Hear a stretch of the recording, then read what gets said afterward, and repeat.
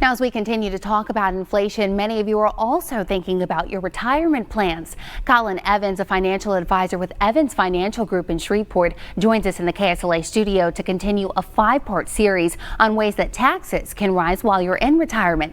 And today we're talking about the 4th part of that series, which is the way assets are taxed and how they can change. Now, Colin, thank you so much for joining us. Now, clients could end up paying more taxes in the future if the government changes the way retirement assets are taxed. What could these changes look like? You know, one that's pretty relatable, especially for our retirees, because a lot of them actually have lived through this and seen it, is, in 1935, President Roosevelt signed Social Security Act into law. Payments started for that in monthly increments, started in 1940. At the time, there were no taxes taken out of Social Security.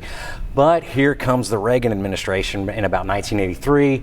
Taxes started up to 50% of Social Security became taxable in the 80s.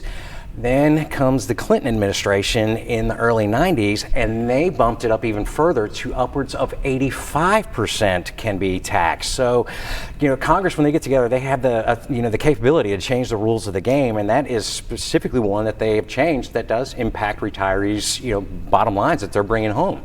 Now, I'm sure a question on the minds of many right now is next year, will we see a higher cost of living adjustment?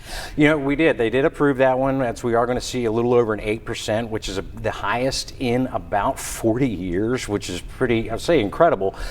But, as they're doing this, it's just a cost of living adjustment. So it's not really a huge bonus for those retirees, but it is coming into play for 2023.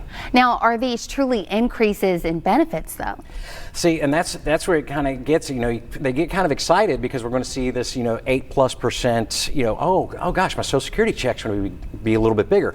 But in the true reality, it's helping maintain the current standard of living. That's really all it's doing. The government's helping, our retirees keep up with inflation, and we're trying to keep pace with that so retirees still aren't having to crunch when it goes to, gas time or grocery bill time, because all those things hurt us the last 2 years. We've seen dramatically. Yeah, now, finally, for those watching, is there any way that anyone can plan for this or prepare in any way?